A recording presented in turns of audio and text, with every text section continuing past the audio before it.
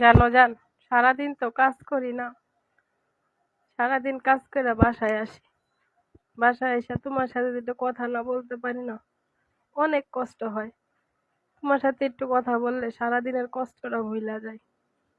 একটাই কি জানো জান, কখনো তুমি আমার ছাইরা যাইও না।